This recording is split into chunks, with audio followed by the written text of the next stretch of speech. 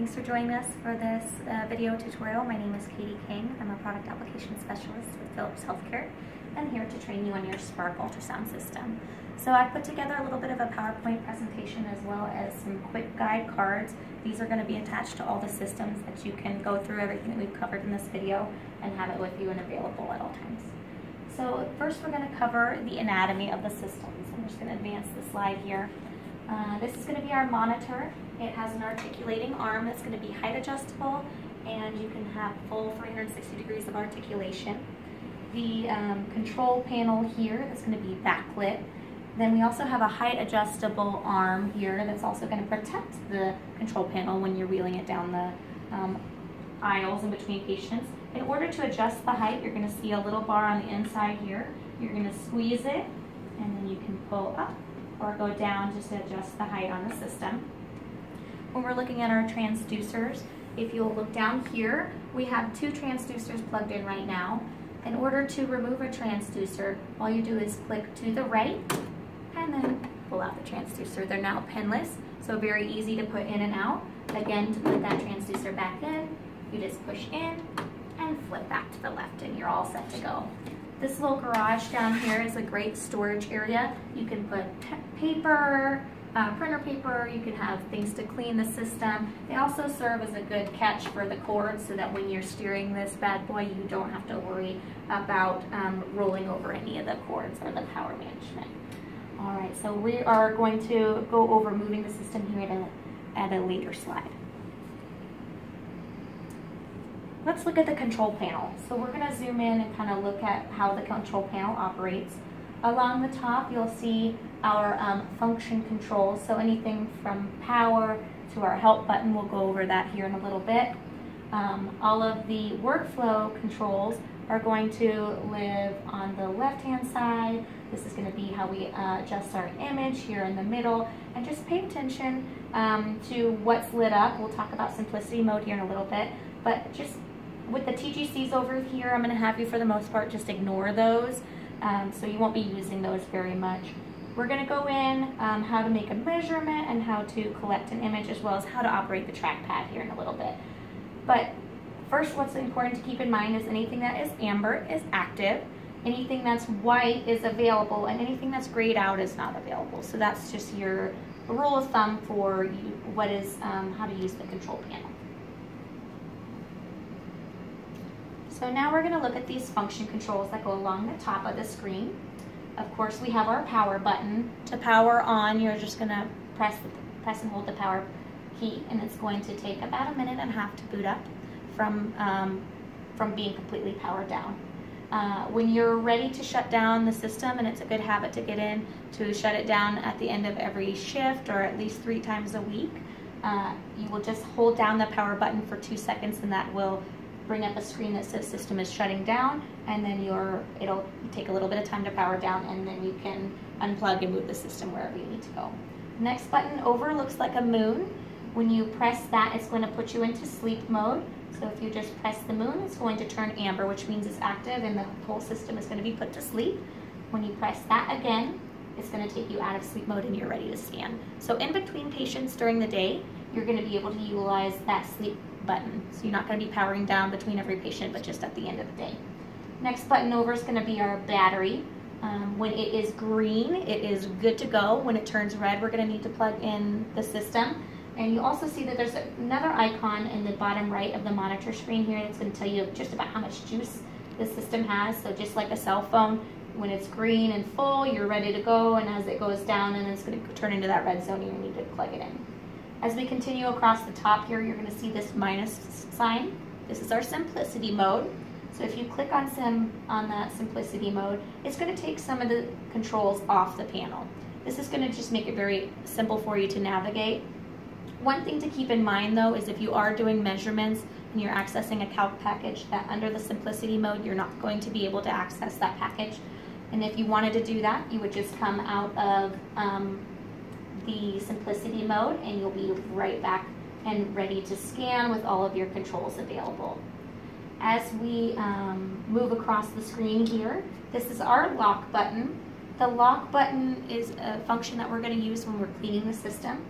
if you press the lock button, it's going to turn off your control panel so that you can now clean a surface without pressing any of the controls. And then if you want to take it off, you're actually going to have a notice here that says you're going to press and hold for 2 seconds. So press and hold for 2 seconds, and now you're going to have all of your controls available again. As we continue across, this wrench is something that you're not going to be using. That's going to be something that I use to go into the back of the system to do setups. And this question is going to launch a help menu. This is a very useful tool. Much like this quick guide, if you have any questions that you want an answer to, you have your own built-in help menu. So if you use your cursor here, you can come over under the search tab. You can enter in any topic that you would like. In this case, I've entered in end exam. And this is going to show you how to start an exam, doing manual entries, sending exam, etc. So as you toggle through, it's actually going to give you a walkthrough, one-by-one step of how to do what it is that you're trying to do. Okay, and then coming out of the screen, I'm just going to press the help button again, or the question mark. Moving on to our next slide here, moving the system. So as we move around through the hospital, we're going to be scanning patients, we're going to be bedside, so it's nice to get in a good routine of moving the system. The first thing that we're going to do when we're finished with an exam, when we're ready to move, is we're going to put the system into sleep mode.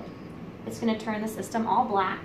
Now the next thing we're going to do is you'll see a little concave circle here. We're going to push the articulating arm down and you're going to hear it lock, and that means the system is now locked at the arm. Now next thing is we make sure that we have room here and we can put the screen all the way down for transport. We're going to steer using this arm here, and then the wheels, and we'll zoom in on the wheels here. We have 3 different functions. So the green are actually going to give us the capability to steer. So if we have those both locked, it's going to lock the direction of the front 2 wheels and give us the ability to steer down a hallway. The stop is going to lock the keys, or excuse me, lock the brakes into place. So normally when I'm bedside or anywhere, all you really need to do is lock at least 1 or 2 wheels and you should be good to go. If you want to take either of these off, all you do is click the top lever that's called off, the gray one, and that's going to pop those all off and you'll have full range. One thing to keep in mind, that if all of them are off, you're going to be able to scoot the system laterally, so you'll be able to snug up right next to the patient. Keep in mind that when we're moving, that we're avoiding running over any of the transducer cords or the power cable. I've put some cable management Velcro back here to help you guys when you're transporting the system to be make sure we're avoiding doing that because it can damage the cords. Don't set anything on top of the screen because it wasn't built to support any weight. Keep in mind that we want this articulating arm to be locked, and just make sure you're steering and you're trying to navigate the hallways, and you guys should be good to go. All right, so I'm gonna, if I want to release this articulating arm, there's a button. You probably can't see very well here, but if you press the button now, I can release the arm and I'll have full range of motion on that arm again. I'm gonna come out of sleep mode, and now I'm ready to scan again. All right, so now that I am bedside and I'm ready to scan my patient, the first thing that I'm going to do is I'm going to come in the upper left-hand corner of our control panel. You'll see a button that says Start End Exam. So when you press that, Start End Exam, it's going to turn amber, which means it's active, and you're going to be taken to this screen. Eventually, you're going to be connected to a work list, and you'll be able to access all of your patient data on the left-hand side here. So you'll be able to search a name under the search capability up here, or you'll just be able to scan down and select the patient that you're ready to study. But in this case, since we're not completely ready to go with that, we're going to come up down to the bottom right-hand corner of the monitor, select manual entry, and you'll be taken to this screen. Next, we're going to select either new patient or temporary ID. Temporary ID should only be used if you don't have any access to the patient record and you need to scan immediately. Otherwise, we're going to be starting with new patient. When you select new patient, it's going to launch this screen here. And the 2 things required to move on from this screen are an MRN number and a last name. So I'm going to pull out my keyboard here, which lives right under the control panel, and all you do is push it, and then you have a little pulley right here to pull the system out. So I'm going to enter in just a fake MRN number,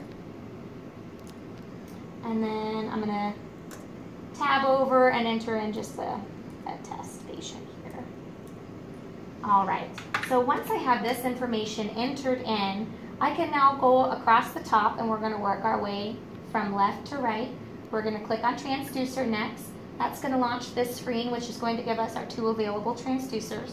The C94V is our endovaginal transducers that you'll use for cervical links or internal exams, early OB exams. And then a C51 is going to be the workhorse. These are going to be what you use when you're scanning over the belly or doing an OB exam. That's like second, third trimester, or looking for retained products, anything like that. As we continue to work our way to the right, once I have one selected, so I'm going to select the C51. And now it's going to pop over to my exam. This is the same as my preset button. This is very important for your image quality. So these are all the presets that you have available to you. So in this case, I'm going to do an early OB exam. It's amber and active. So once these are what you would like to use, go ahead and press save and exit, and that is going to take you back to this screen. If you decide that you want to go back to that screen, make any edits, etc., you can come over back down to manual entry. I'm going to toggle forward one here. And we're going to, we can do edit patient data or end exam.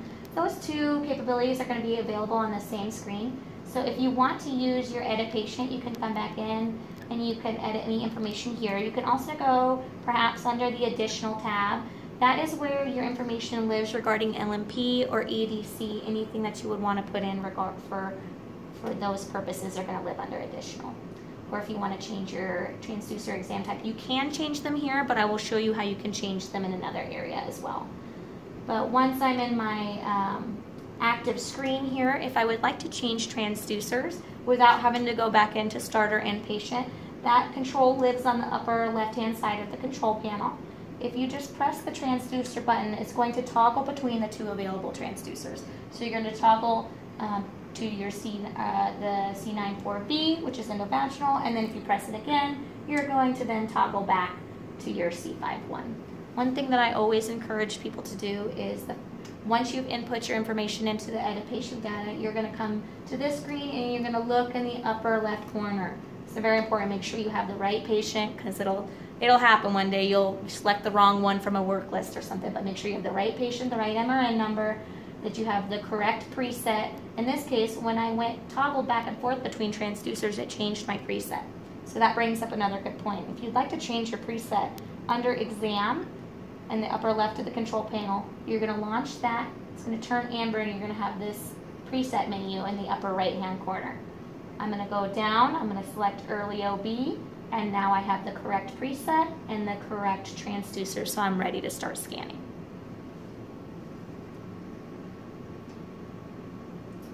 All right, let's go over the basics of the trackpad.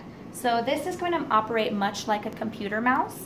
This is a left click and a right click, and then this is how you move the mouse.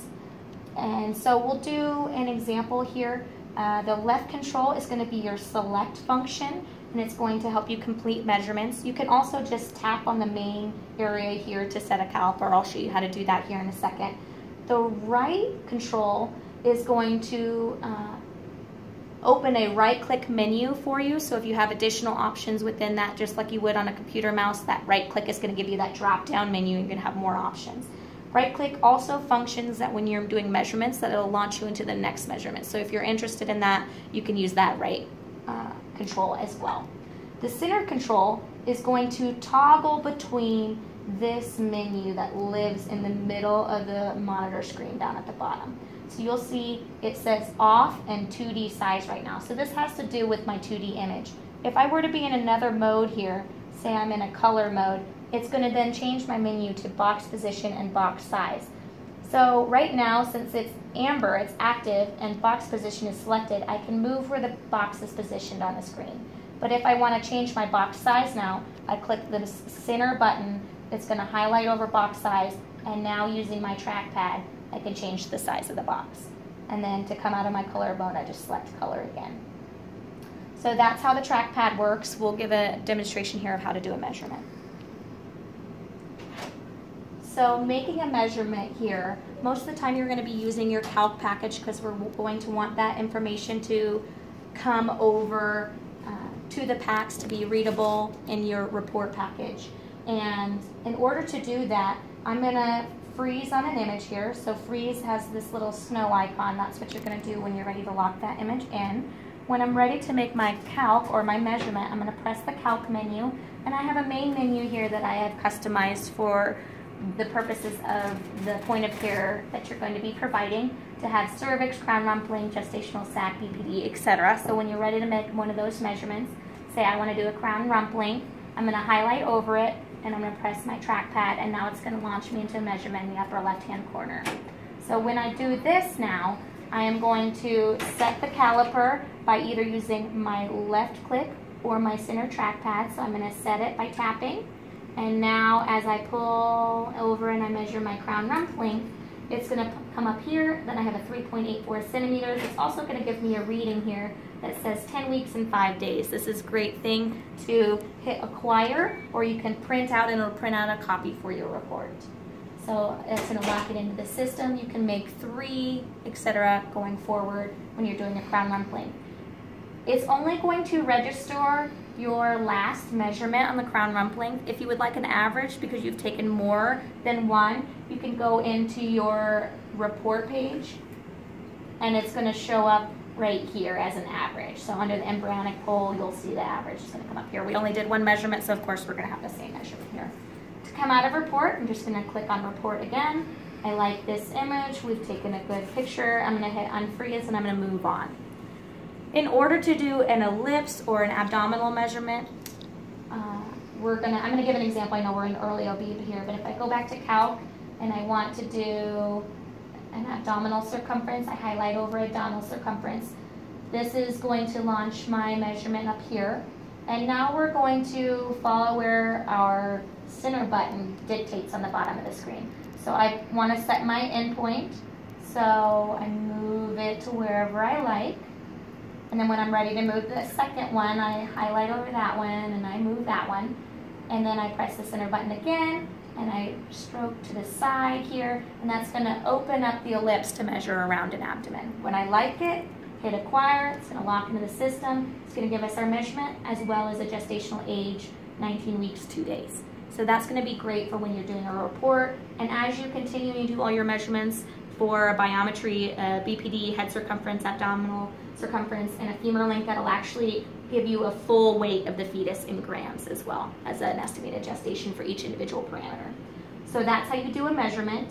In order to, once I unfreeze, it's going to, I need to come out of my calc package. So if you're ever stuck in a menu up here, you just select that button again and it'll take you out of that menu. So I'm going to press calc here. It's going to take me out of that menu. I'm going to unfreeze and now I'm ready to continue scanning.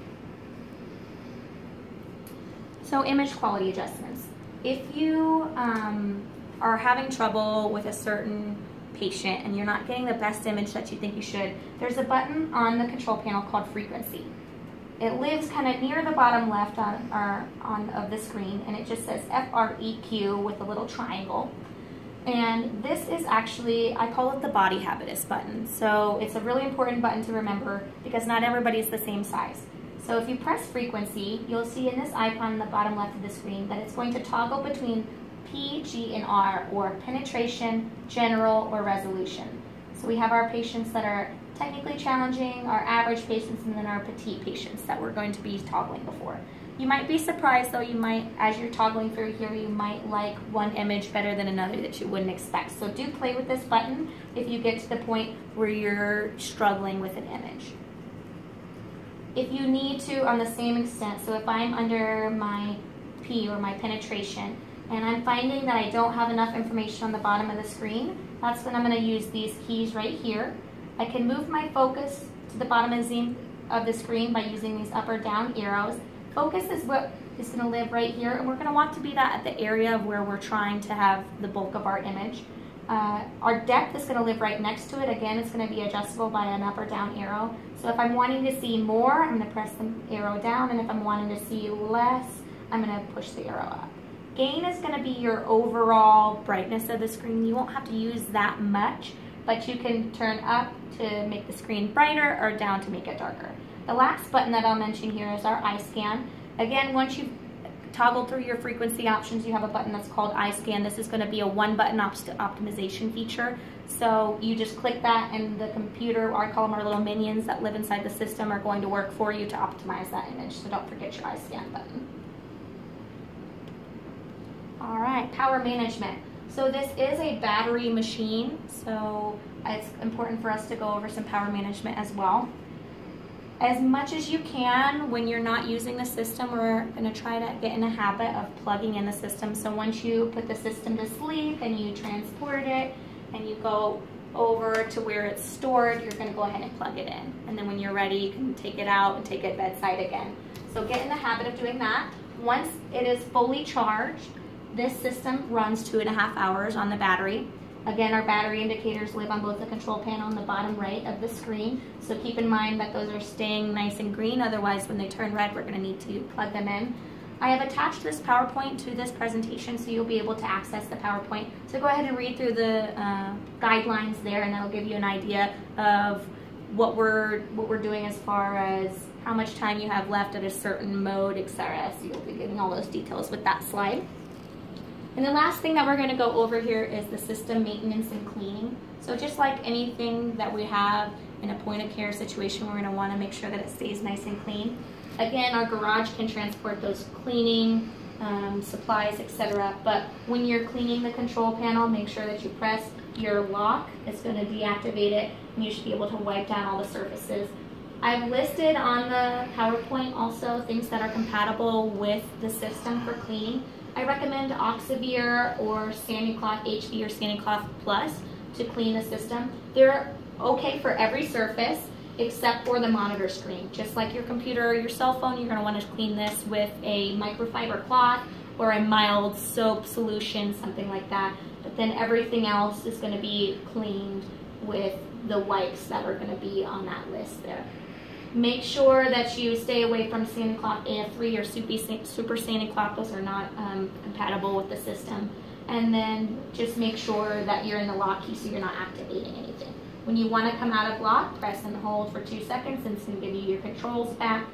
And just make sure when you're cleaning the transducer, one other thing that I like to mention here is that when there's leftover gel, make sure that you remove that with either like the patient drape or a paper towel or something like that, because there's actually a reaction that happens between the gel and the cloth, the Oxivir or whatever wipe that you're using to clean, that will actually discolor the cord, because most people will wipe the transducer off and then clean off the cord, and what they're doing is they're dragging that gel down the cord. So just make sure all the gel is removed, you clean the top, you clean the cord, and you guys should be good to go.